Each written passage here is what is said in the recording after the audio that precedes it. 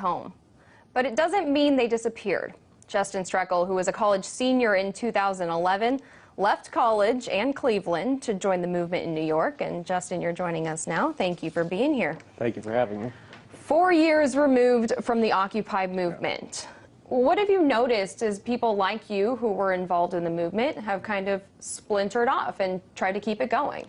Well, there's a lot of things still going on to this day. You know, every week we see a victory for Occupy in the headlines. It's just no longer attributed to Occupy Wall Street.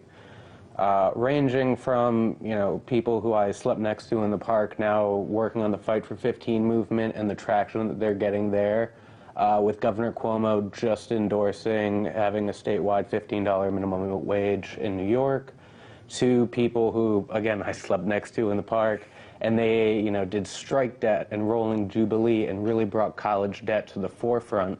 And now we're seeing every Democratic presidential candidate now talking about how to get free college in public universities and community colleges. So, I mean, it's all things that we were discussing then that weren't being discussed pre-Occupy, when the whole conversation is, what are we going to cut from our government? What services are we no longer going to provide because we have a shrinking, you know, government spending system?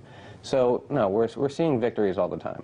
Now, you dropped out of college to go to New York. You believed in this movement. When you got there, though, what frustrated you about what was going on in the parks? I mean, people are people, right? When we talk about it, there were rumors that the New York City Police Department changed the bus route from Rikers Island with people recently released to drop them off at our park. There were rumors that the police were, you know, instead of arresting people for public indecency, intoxication, drug use, et cetera, they were dropping them off in the park. And, you know, also just New York City has a sizable population of people with mental health issues, with chronic homelessness, you know, who are unemployed. And we were providing services through the ethos of Occupy Wall Street, feeding people, providing people shelter and comfort items and things like that. And we were trying to do all of these things while dealing with state repression from the New York City Police Department. Now, you had mentioned all of these things that had come from Occupy ideas, basically, that we weren't talking about before. But when you were in New York, were you frustrated that they didn't have a clear message, they didn't have a clear goal that they were trying to get to? I think that was the biggest criticism of the movement. Well, I mean, that was a big criticism of the movement because, you know, when it comes down to the media assessing an organization, they're used to just having one, you know, communications director, press secretary that they're interacting with, and that one person or that small team of communications professionals, you know, harp on their messaging, you know, talking points. When it came to Occupy, there was a lot of clear messages coming out. It's just not everybody was saying the exact same message at the exact same day. So when we were talking about, you know, during the occupation and CNN and MSNBC and you guys were down there and doing interviews with people, you were hearing you were hearing what the message of the movement was, be it against Wall Street deregulation and the greed there, be it against the private prison industry, you know, be it for the need to expand Social Security or raise the minimum wage or provide, you know, a new jobs program at the federal level. We were talking about these things. We just weren't necessarily all on message at the same time.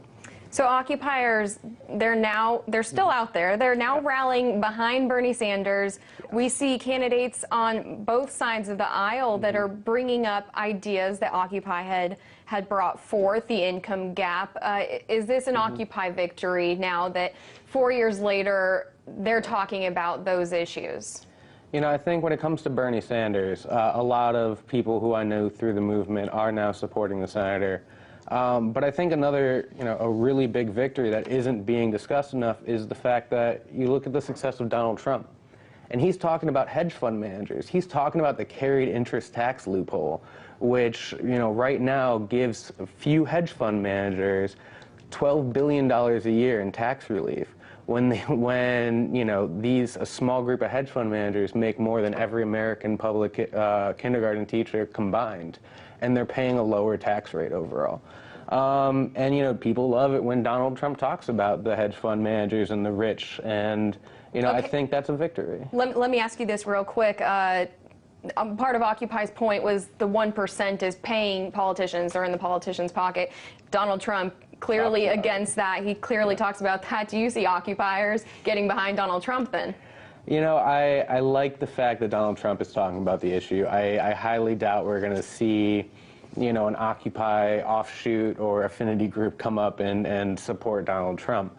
But I think it echoes the fact that the political paradigms that we think about left and right are not really true. You know, yeah, I'm going to have to wrap you up there. We really appreciate it, though. Justin Strekal, Occupy Wall Street activist. Thank you for coming on. Thank you for your time. Appreciate it. Thank you.